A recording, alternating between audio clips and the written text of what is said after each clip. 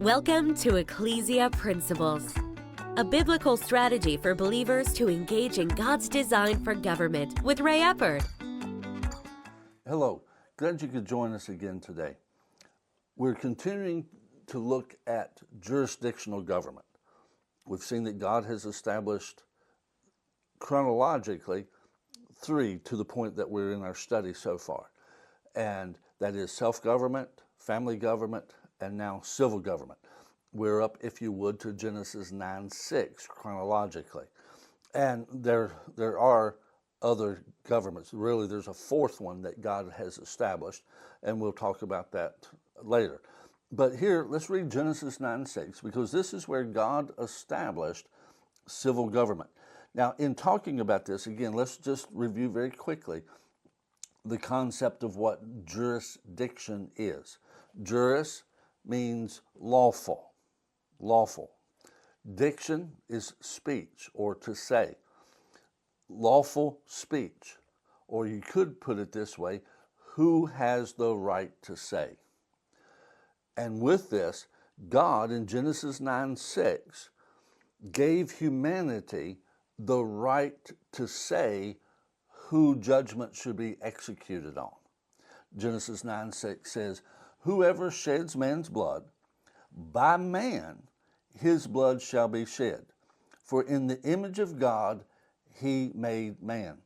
This is where God instituted giving humans the right to say who should be punished and who should not be. Humanity had not been given that to God, had not been given that by God prior to this. So in this, we've seen that God's two purposes, the two-pronged purpose for the institution of civil government is, number one, the preservation of rights. That the earth being filled with violence, and at that, seizure of property, the assault on people, the taking of life. Genesis chapter 6, we see that was the condition of the earth before the flood.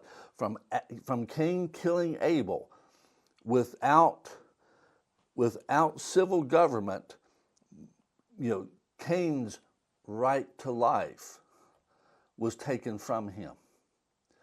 And the violation of unalienable rights increased and grew in the earth in the absence of civil government. It increased. So rights were being taken away from more and more people. God instituted government to preserve rights. And then secondly, if you would, you have the protecting of those rights on one side, and on the other side, at the same time, two sides of the coin, is the curbing of sin, the discouragement of sin, knowing that punishment looms, knowing that you can be punished through this. So the protecting of rights and the curbing of sin, those are the divine purposes that God had for civil government. That is still the assignment of civil government. Now, we have to realize that people in civil government, that position, if you would, is a stewardship.